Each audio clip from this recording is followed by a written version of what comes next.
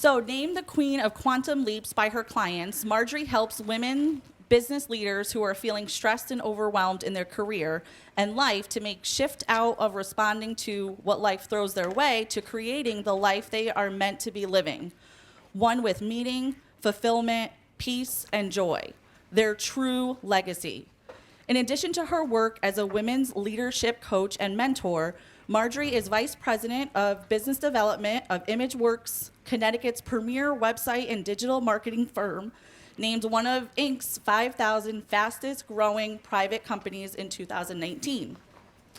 She's also a two-time business owner and co-author of Incredible Business, Expert Advice to Accelerate Your Success. Formerly, Margery was an award-winning sales producer for a Fortune 100 financial services company with career sales of over $1 billion in 2015. She was named the finalist for the E-Women Network Femtor of the Year award. E-Women Network is an international network comprised of over 500,000 women in business throughout the world. Aside from her professional accomplishments, Margery is best known for her bright disposition, innovative lens, and keen insights, which she uses to fine-tune career and business development strategies for her clients that lead to quantum leap growth in performance, sales, and ultimately joy. Today, Margery is sharing her very personal experience with burnout, which she refers to as her lessons from Provence. Burnout is a real and present danger for every business leader, and more so for women business leaders. Left unacknowledged, it can completely derail your career in life. Please welcome Margery Piccini. Thank you. Oh, thank you, Angela. Thank you. Thank you. You just want to turn that off. All right. Great. Thank you. Thank you. And I want to thank all of you who have already made a donation to FoodShare. I just want to tell you a little bit about the organization. And we actually have two representatives of FoodShare in the back of the room. One is my husband behind the camera, and the other is Eddie, who works in the warehouse. So FoodShare, for those of you who are not familiar, but I know some of you are because I understand some of you are going to be volunteering at FoodShare tomorrow in Bloomfield. How cool is that? So the latest data shows that 118,000 people, including 33,000 children here in Greater Hartford, still worry about having enough food. Nationally, Connecticut was ranked as the state with the 5th highest rate of food insecurity for adults age 50 to 59. Exactly. Even more alarming, the Hartford, West Hartford, East Hartford area was found to have the highest rate of food insecurity amongst the 50 to 59-year-olds, more than any other large metropolitan area in the country. It's huge. The hunger problem is huge here in Hartford. Did you know that for every $30 donated to FoodShare, FoodShare can purchase $150 worth of groceries? So FoodShare is a type of organization where instead of donating a can of soup or a can of tuna, give them the money because they can buy a whole case for the same amount of money. It's incredible. Yeah, so that's it. Thank you so much for your contributions. If you haven't made one yet, go ahead and put your check or your cash in here in the envelope and pass it up. Pass them this way, and we'll make that happen. So all of us here, we're working, we're blessed, right? And there's this wonderful spiritual law that I talk to all of my clients about, which is the spiritual law of abundance, because all of them want to increase abundance in some area of their life. And typically it has, one of them is with, increasing their income and their career opportunities. And so the law of abundance, just like most of the other laws of the universe, are Whatever it is that you want more of in your life, give it away, and give it away with a whole heart. Then that will come back to you in ways that you couldn't even ever imagine. So thank you all for your contributions to FoodShare. It's an incredible organization. They're doing great work. Dom and Eddie actually took the day off. They had something they had to do together this morning, so they were available to film me this afternoon. Thank you. So imagine this. I get a phone call, and the person on the other end says, I need you, can you come? So every single one of us would just go in a heartbeat, right? Well, it took me a couple of weeks because I was actually going to Provence, France. The person who called was Julie, and Julie was an exchange student that my husband and I hosted 6 years prior. Julie had just broken up with a relationship that she thought was a forever relationship, and she had 3 weeks until school started, and she said, can you just come and be with me and help me through this transition? And so I left. I went to Provence. At that time, I owned my own boutique mortgage planning firm. I had just recently left the Fortune 100 company, started my own firm. Things were crazy. They were incredible. We were so successful from the very start.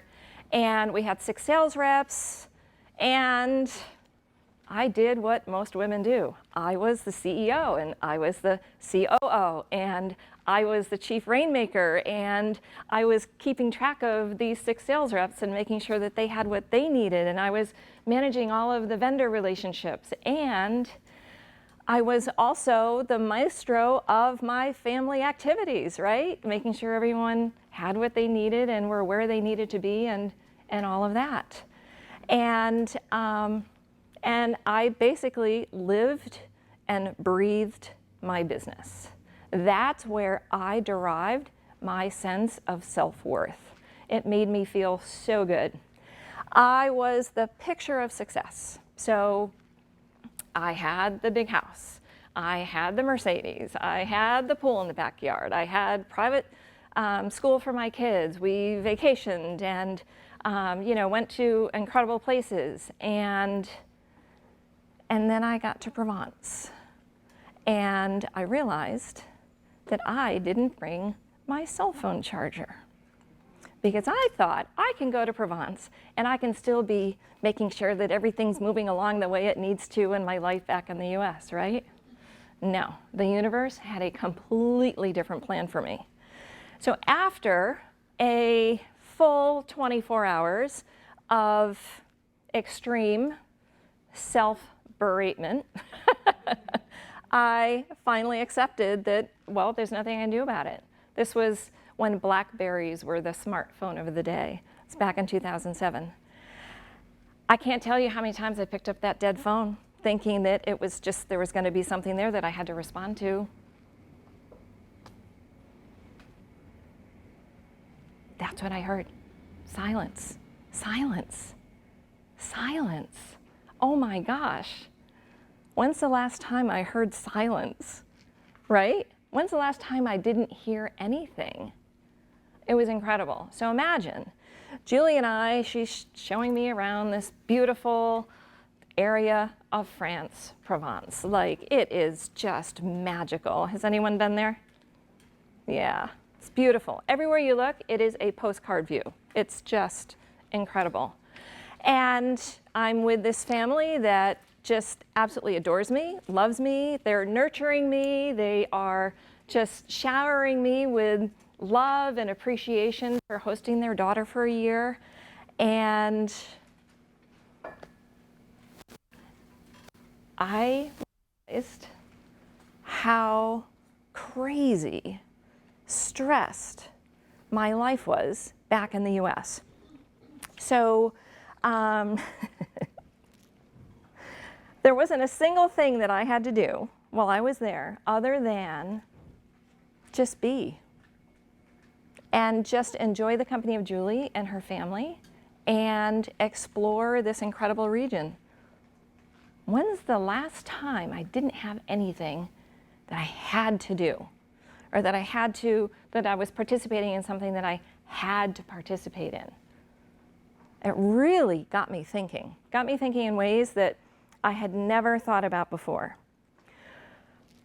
All of these stresses in my life in the US were such a stark contrast to what I was experiencing in France. And anyone go on vacation and they're like, oh, I would love to live here, right? Isn't it just so beautiful and it's so peaceful and blah, blah. That's why. Because all the stresses of home are not there. I was thinking that too, but yeah, so the contrast was there, and it was a stark contrast for me.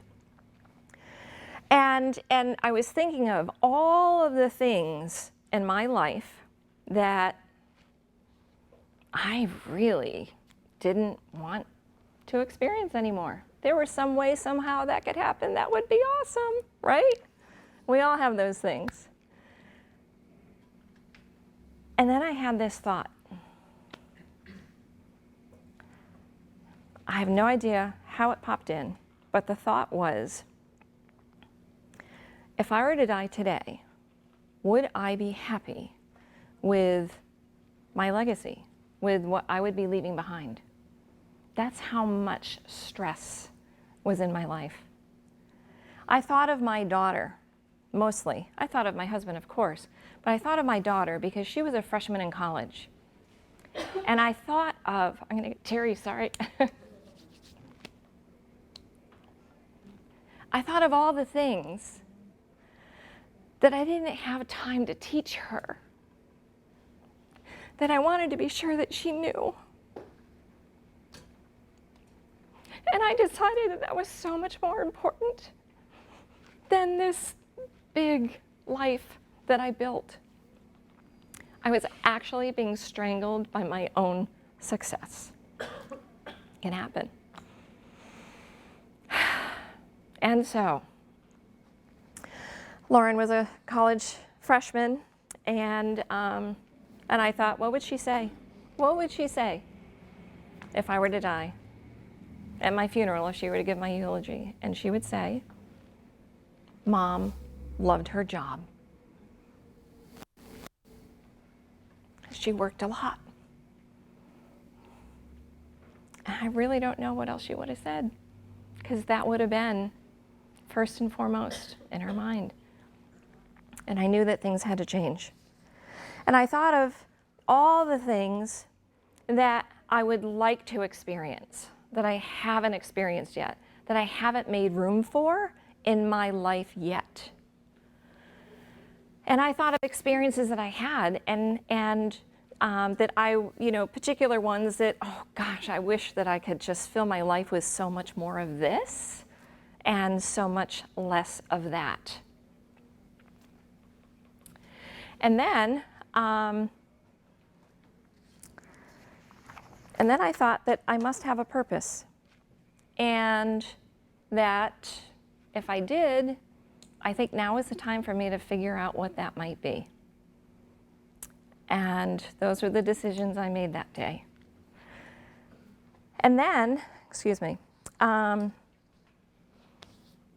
when I got back to the US, I committed to changing a lot of the things in my life. I'm still married to Dom.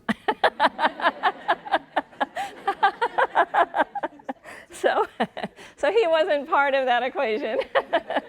Very luckily, I picked very well, and he picked very well too. So, but I did commit to changing my life, to de-stressing my life, and to getting rid of a lot of those things that, or toning them down, that I didn't want anymore, and adding a whole bunch more to my life.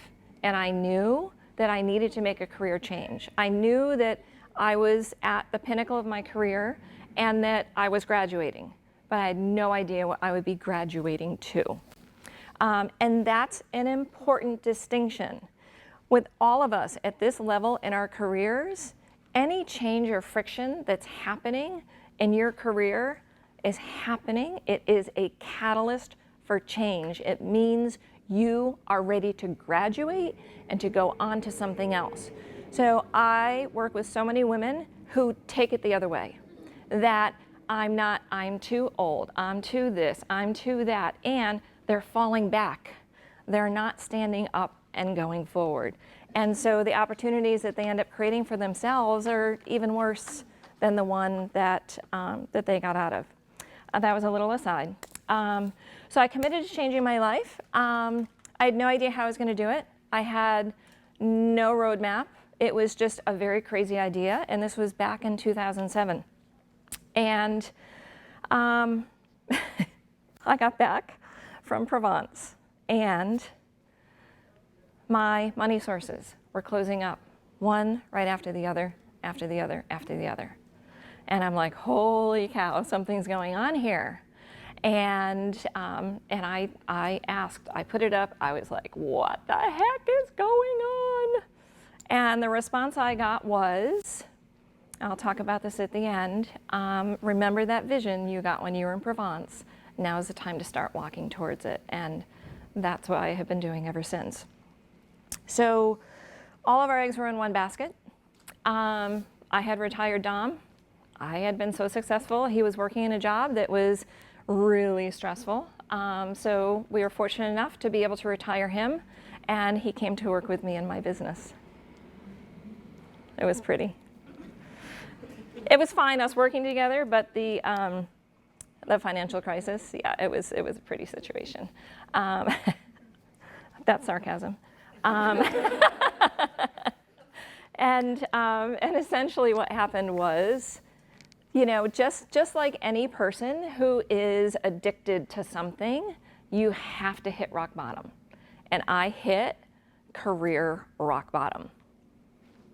Like, what was I going to do now? Where was I going to go? How is this going to work out? I had no idea, absolutely no idea. And because I didn't have a roadmap, and I really didn't understand everything that was happening, because it was all happening so fast and it was so confusing, and I had this thing in Provence that happened, and now all of this is happening, and I'm like, oh my gosh. I ended up losing everything that I worked so hard to build all those years. But that was the house that ego built. And it's not the house that I dwell in now. And I will tell you, the house I dwell in now is so much happier. So my why do I do this? Why am I standing up here in front of you? Yes, it's to talk to you about burnout. But there's a deeper reason for it, and there's a even more personal reason. So my mom, she was burned out. She didn't know she was burned out. I was burned out. I didn't know I was burned out. Burned out behavior is also pattern behavior. So I learned it from her, and until I unlearned it, I was burned out. Well, so Mom decided that she wanted to start a business. She started a business, but she was starting a business to prove something to everyone who ever told her that she was worthless, she wasn't enough, she wasn't, this enough or that enough or that enough. Well, I'll show you, right? It didn't work. It didn't work. She struggled for years, and then she finally, sold whatever she could, and she was in her 50s at this point, and she was trying to figure out, like, how do I even put food on the table? So, but she would not go back and work for a company because she had this limiting belief about what that looked like and what that felt like and what that experience was like. And so she limited her possibilities and her opportunities. And finally someone hired her. So she did a lot of, this and that, like it's the gig economy now. She was the gig economy then. And she ended up working at Walmart. And she hated her job. And it was demeaning to her that this was the only company that would hire her. And, but she did it. And every single day, she felt the same thing that she felt when she was working in corporate America, that she didn't matter. And, you know, she was just someone there to do a job. And every single day she complained about her job. Until one day she walked in and she punched the time clock and she collapsed. She literally could not work another day in that job. And she died. She had a heart attack and died. And not valued, not appreciated, treated like she didn't matter, and unfulfilled on every single level. So then my experience followed that. And because of that, I am dedicated to letting every woman that I can get in front of know about what burnout is, what the dangers are, and things that you can do in order to be able to alleviate some burnout that you might be experiencing. So I want to let you know that our time is limited.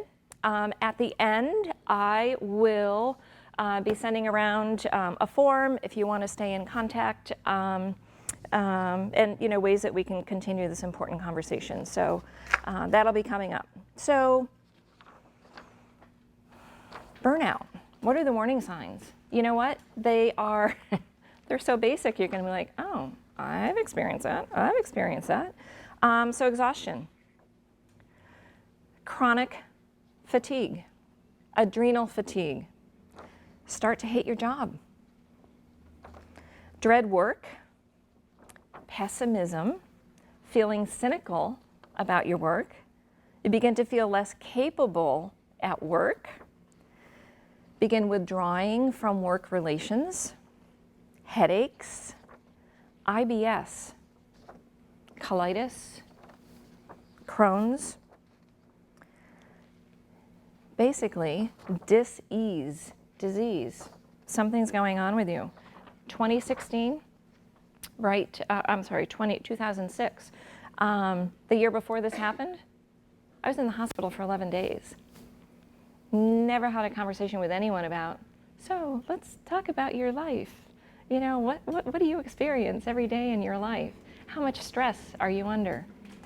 Never had that conversation.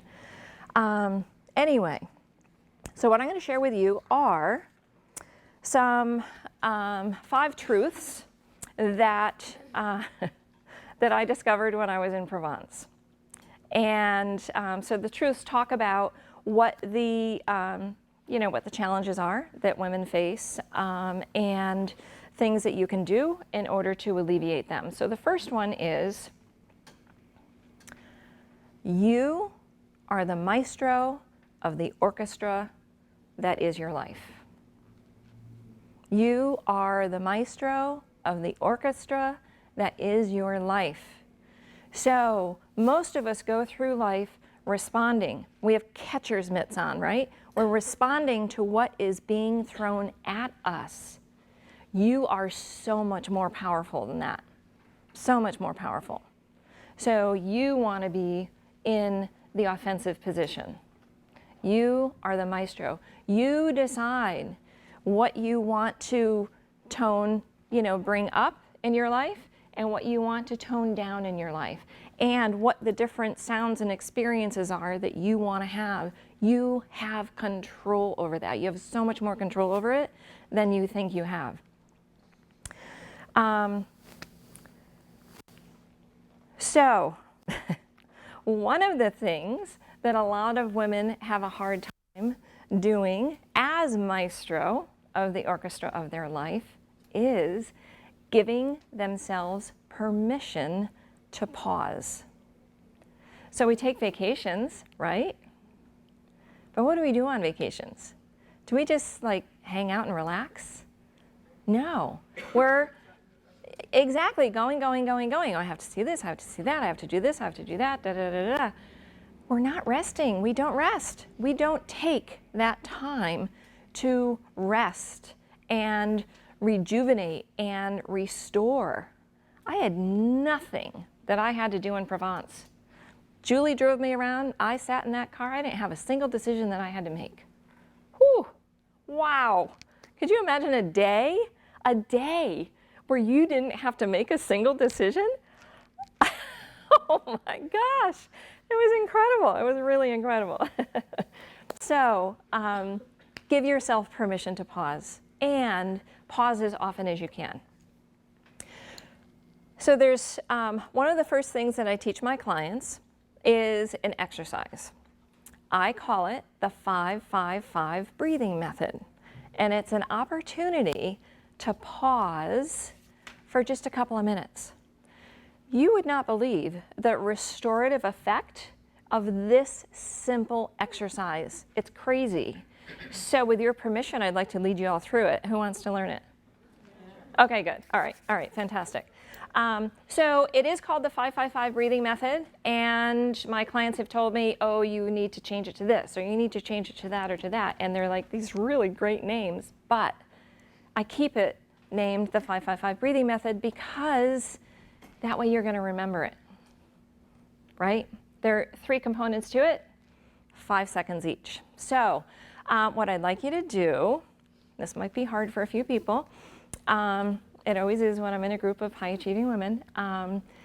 If you could put your feet flat on the ground, first of all, and close your eyes. Just close your eyes and keep your eyes closed. I'm going to be the only one looking at you, so you don't have to worry about anyone else looking at you. Close your eyes and just let your arms be where they want to be. Relax them. They could be on your lap. They could be on your side. And I'd like you to roll your shoulders. You can roll them both at the same time. You can roll them one at a time. You can roll them forward. You can roll them back. Doesn't that feel good? And now drop your chin to your chest and roll your chin over to one shoulder, and then back down to center and over to the other. Feel that stretch in your neck? Most women carry their stress in the top of their back and their neck. Only takes a few seconds. Loosen it up. And keeping your eyes closed, bring your head to straight. And you want to have a straight back. Align your back and your neck. And I'm going to tell you what we're going to do, and then I'm going to walk you through it. So first 5 is an in-breath for the count of 5, but not just any in-breath. So when women are stressed, our breathing stays limited to the top of our lungs. So we're not fully filling our lungs. We're not giving ourselves even the level of oxygen that we need, further stressing our bodies. So breathe all the way in, and how you'll know you're doing that is your abdomen will extend out. So breathe in, fill your lungs, and your abdomen will extend out. You can practice doing that while I finish explaining. The second 5 is hold. Hold for 5. And when you hold for 5, you want to imagine all of that oxygen that you just took into your body is going to everywhere. It's going all the way to your toes and to the tip of your head, the tip of your fingers. And on the exhale, you want to exhale for the count of 5, and I'll walk you through the count. And when you do the exhale, I want you to focus on anything that is negative, anything that is painful, that is challenging, is just leaving your body with your exhale. So it's a cleansing, very deep cleansing breath. Breathe in positivity, extend your abdomen out, and then hold for 5 seconds and release for 5 seconds. So I'm going to walk you through it. Breathe in, 2, 3, 4, 5. Hold, 2, 3, 4, 5. Release, 2, 3, 4, 5. Breathe in, 2, 3, 4, 5. Hold, 2, 3, 4, 5. Release, 2, 3, 4, 5. Do it on your own a couple of times. Okay, you can open your eyes, come back into this space. How do you feel? Any different? Yeah, fantastic. It only takes a couple minutes. So if you are feeling stressed during your day, or if you're feeling stressed at home, just go to another room and just do this. It works so fast. So I do this exercise before I get up and speak to a group. I do this exercise before I get on my coaching calls with my clients. I do this exercise before I have a difficult conversation. Either I'm being called into one or I'm initiating one. Try it, it's incredible. Why does it work so well? Because breathing this deeply is not only nourishing, but it opens up your solar plexus. Is anyone familiar with what the solar plexus is? The solar plexus is your third chakra. So there are energy systems in your body. It's the third chakra. It's located just above your belly button and below your diaphragm. It is where your core sense of power is located. So this exercise opens that up. It also is where, when this center is open, you are your most authentic and you're also your most influential. So that's why you want to do it before you go into difficult conversations. Okay, so what's that truth called? Anyone remember? Well, that was the breathing, but what was the truth called that was under? You are the maestro of the orchestra of your life. Okay, so this next one is something that I realized, it sounds so cliche now, but it wasn't 12 years ago. I realized on the airplane coming home. And this was the fourth time I'm hearing the flight attendant say, put the oxygen mask on yourself before you place it, before you attempt to help the person next to you, right? It was like light bulb. I'm like, oh my, of course. I could only have gotten that on my way home from Provence, on the last flight that I'm taking before I re-enter my life in the US. And it's like, get it, will you get it? And I got it, which was fantastic. So you have to take care of yourself first. I know there's so much joy in helping other people and, you know, doing these things for, all of these things for other people that you do, but you have to honor yourself first. So I call this the diamond rule. The diamond rule is all about honoring yourself above others, giving yourself the oxygen that you need so you can be there for the people that need you in your life, so you can be there and be at your best when you're at work and working with your customers or your clients. You are a precious diamond. Treat yourself that way. It's huge. And listen to your body. My body had been screaming at me for 20 years. Screaming! I had Crohn's disease. I was in the hospital 2006 for 11 days. Every day the surgeon came in and said, "Am I getting you today?" And I said, "No." And he left, thankfully, every single day. And then finally, after 11 days, they said, "Okay, you can go home now. You're out of danger." I have been symptom-free of Crohn's for the last 9 years now. So listen to your body. I wasn't listening to my body. I was overriding it. Once I started listening to it, I could figure out what it wanted, what it needed, and was able to change a lot of the health challenges that I had in my life. Okay, so the next truth is, you are brilliant. You are brilliant. Every single person has a brilliance zone. Every single person does. And so what I needed to do when I came back from Provence was to figure out what mine was, because I needed to figure out a new career and I needed to do it fast, right? And I discovered that. And your brilliance zone, guess what? It's connected with your purpose. It's actually the same thing. But what most people don't see it, don't get it, don't know what it is because you don't see it as being special. Because you can't see it for yourself. Because it's just you being you.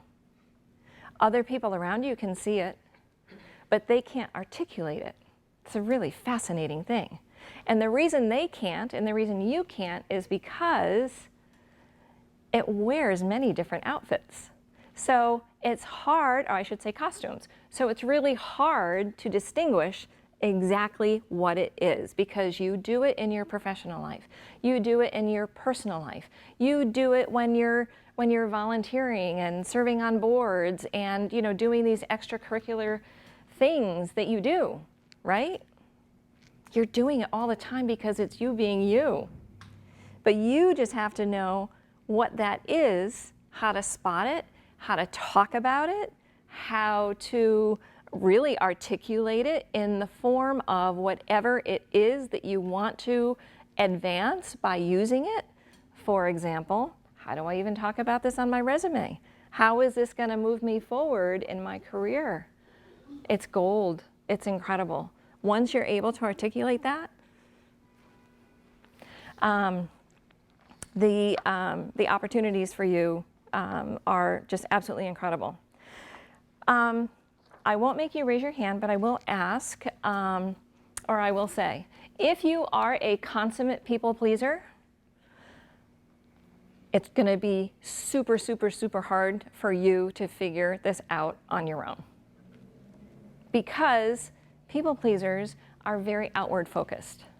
So they're focused on, bless you, they're focused on everyone else and making sure that everyone has everything that they need, right? And not putting themselves first. And so the last person that they're able to ever shine the light on is themselves.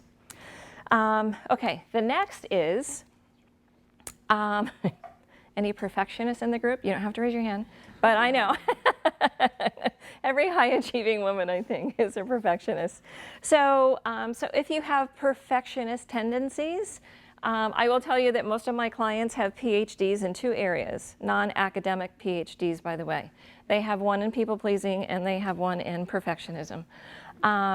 So you obsess over details that others can't see and that others don't care about.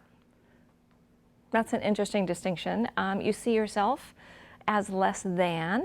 However, you're an incredibly positive person.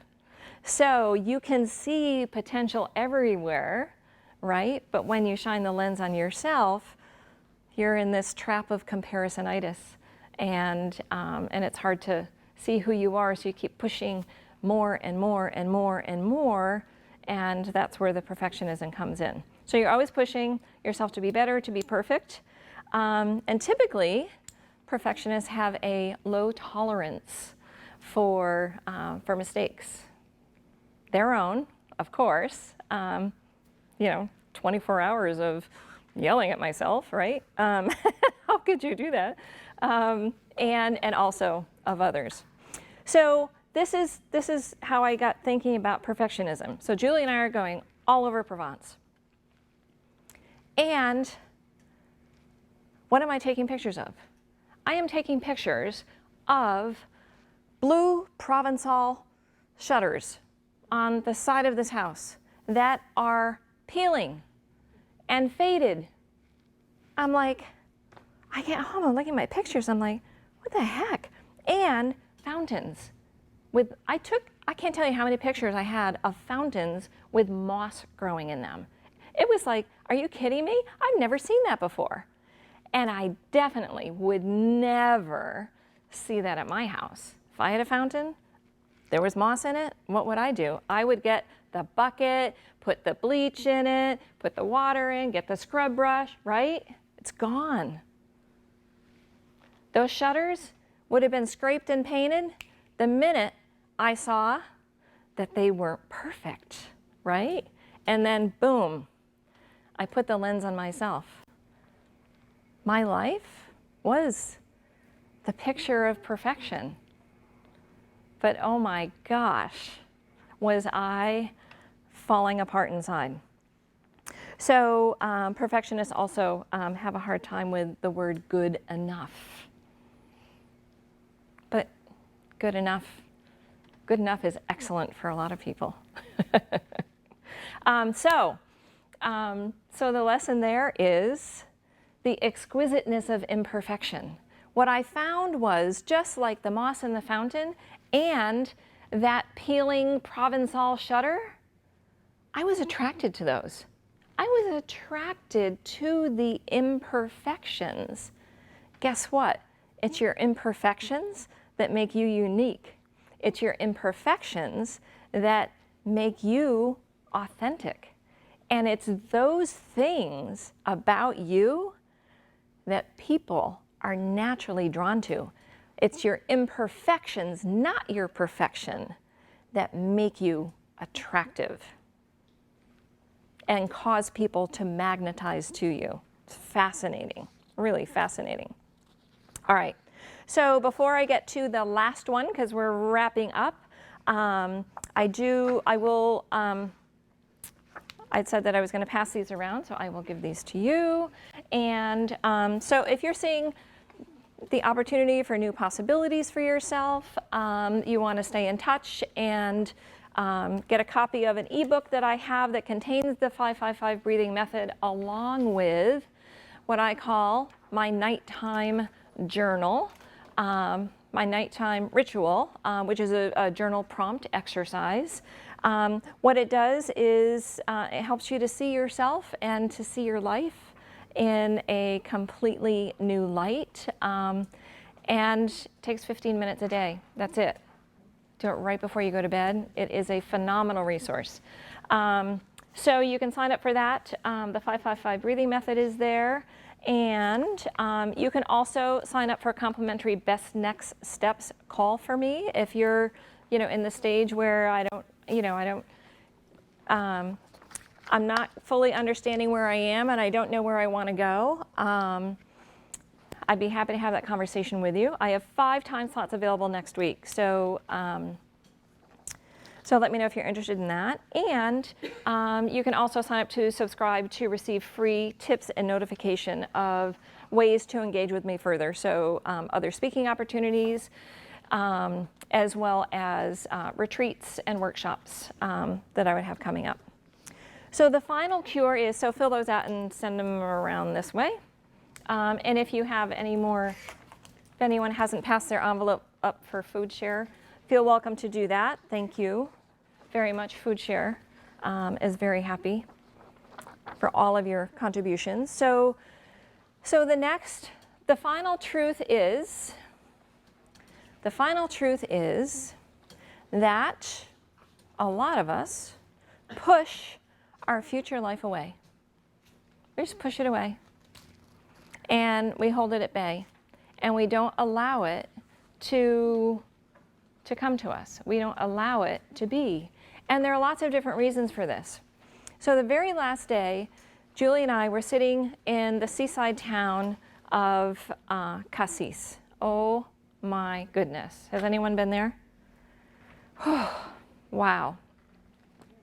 So Julie went on to be a photographer, by the way, and she was 25 years old at the time that I did this visit with her. And we're sitting on the seawall for hours. A seawall is rock and concrete, and we felt absolutely no discomfort because this landscape was just so magnificent. It was so beautiful, and we sat there mostly in silence all that time. And then all of a sudden, this vision popped in my head, and it scared me to death. I gasped and I jumped. And Julie looked at me and said, "Are you okay?" And I'm like, "Oh my gosh, Julie, you are not gonna believe what just popped in my head." And she's like, "What? What is it?" And I'm like, "Oh, I'm not even gonna tell you." And she's like, No, tell me." I said, I was standing on a big stage and I was engaging and inspiring thousands of people. And she's like, well, why would that scare you? And I'm like, Julie, what could I possibly have to say that would matter? I had no idea. I had no idea. No idea. And at that time, I was barely comfortable talking to a group of people around a conference room table. I was scared to death of public speaking. Like, there's no way. First of all, I can't do it. I've never done it. And what would I possibly have to say that would matter? And Julie looked at me and she said, oh, I can see that for you. And I'm like, you've got to be kidding me. And she said, no, I can see that. I'm like, Julie, what would I say?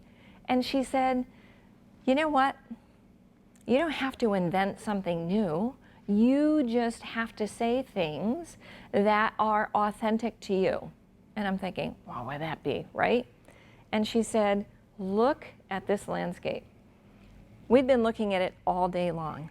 And with every breath that we took, it was just so gorgeous. It was just bathing like every cell of our bodies. It was just, has anyone ever had that experience out in nature? Oh my gosh, so incredible.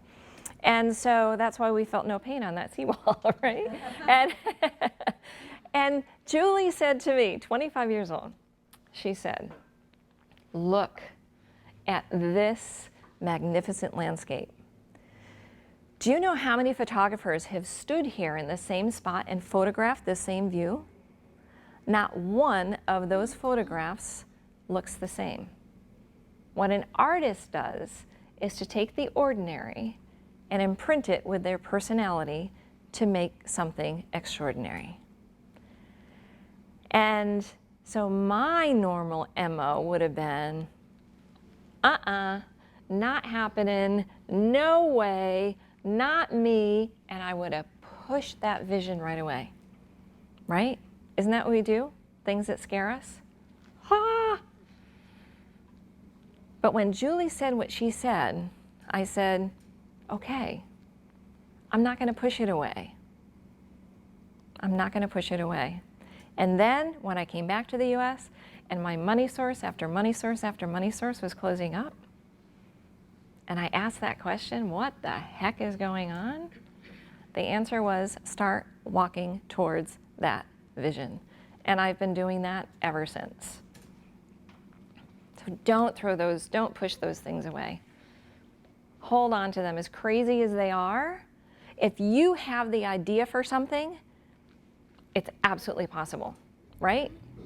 If you have the idea of it, it's possible. If it weren't possible, you wouldn't have the idea for it, right? So give yourself permission to hold on to those things that are dreams or visions or, whatever you want to call them, that other people would say, oh, you're crazy. How could that ever be, right? If you believe it, you can make it happen. Yeah, awesome. So if you're asking yourself why, like I could have been asking myself, why? Why did I get that vision? Why me? Right? Right? I was asking the wrong question. If you ask why, then you're dwelling in a problem state. If you want to move into possibility, then ask this question. Why not? Why not? Why not you? Right? And why not now?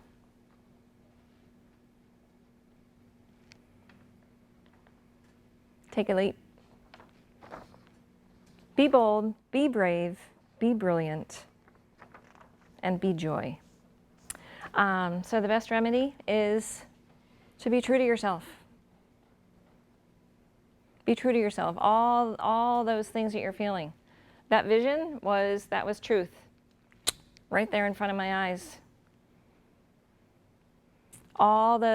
Everything that I was feeling when I was in Provence, you know, all of the physical stuff, all of the emotional stuff. It was all truth. You just have to give it room. You have to give it room to be able to talk to you, to share, for those parts of you to share those things with you so that you can take action for yourself and move through the stress and the strain that you're feeling.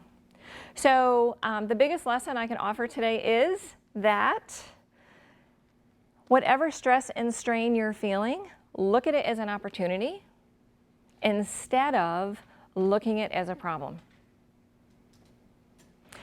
Be focused in the area of possibility instead of dwelling in the problem. Do you get that? Does that make sense? Yeah. Because when you move from here and you move over to here, like this is narrow vision, you know, this is just wide open opportunity and possibility.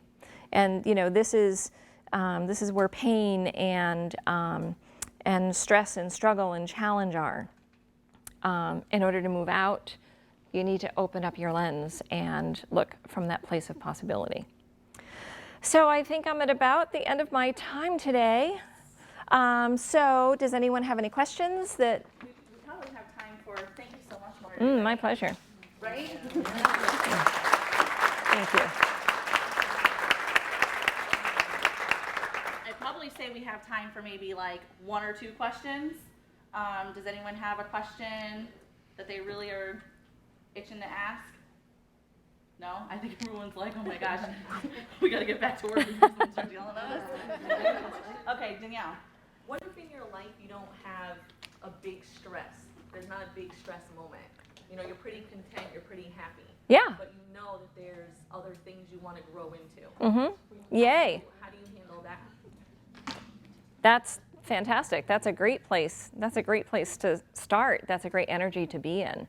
So usually I need to get people into that energy in order to be able to move forward. So that's really phenomenal that you're there. So really it's a matter of, you know, figuring out what your zone of brilliance is. You know, what is that thing? Because that thing is a thing that you absolutely love to do too. You can't stop yourself from doing it, but it's so natural and innate to you that you can't see what that is. So I would say figure out what that is, because once you figure out what that is, then that whole area of possibility just opens right up for you, because there are thousands of ways that you can do that thing. So then you get to be in this really creative zone where you're like, oh wow, well, what do I want my next experience to be? And you know, you've basically got a blank canvas to work with, and it's a really cool. I love being in that space. A lot of people have a tough time being in that space because there aren't any borders. You know, it's really whatever your heart and soul desire. It's really cool. Thank you. Yeah, good for you. Anyone else? All right, Rezi? I have a question, Margery. Yeah, sure. So when you decided to give up everything when you got back to the United States, and you did, you know, talk to your daughter, you know, which, you know, was a freshman at the time, so how, you got me emotional actually, because I do have a sophomore in college right now, so I don't want to start again. So what was her reaction to you letting her know I have to make some decisions and some changes in life? So how did she take that Yeah, so what was interesting is that I didn't have that conversation. with her? Yeah, I didn't, because she was away at college, and and Dom and I were like, we were like trying to hold on to everything that was falling and collapsing in our life. So, yeah, we actually had. I mean, I had 100% cooperation from the universe in creating my new life. It was like, yes, this is happening, and guess what? It is happening right now. But that's how it happens for some of us, right? You know, the marriage blows up and the job blows up, and you know, like everything's blowing up at the same time. It's the same thing. For me, it was just this inauthentic house that I built that had to come down in order for me to be able to be who I am today. But I will tell you that my daughter, I'd love to announce this, She started an Instagram account right after she got out of college, and we're celebrating her 30th birthday tomorrow. Oh, Yay! birthday. Yes, so excited. Actually Saturday, but she started an Instagram account because she wanted to. Well, she took my program when she graduated. I had a group program that I was running, and I'm like, oh, you need to take this program so you can figure out what you want to do. And so she created this big life vision, and it was so cool. She started an Instagram account, and like, boom, she had 10,000 followers like that. Like, she was just posting inspirational stuff. It's called Girl on Top of the World. If you have any young, 20 or 30 somethings, love it. So I helped her to create a coaching program. So she is a life coach for women in their 20s and their 30s, and our relationship is just so close now and just so really wonderful. And I have been able to teach her all those things that I wanted to teach her. But now she knows the story, when she graduated and all of that. But I didn't want to burden her with all of my stuff while she was going through all of that in college. But yeah. So do it. Take the time and teach her everything that you want her to know. She's so appreciative now, which is really, really cool. Yeah.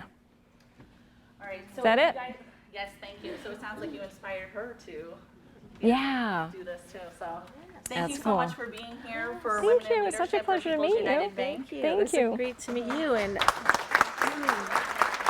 Oh. yes, on behalf of Women in Leadership at People's United Bank, thank you for such an inspirational talk and for enlightening all the women in the room with your experiences.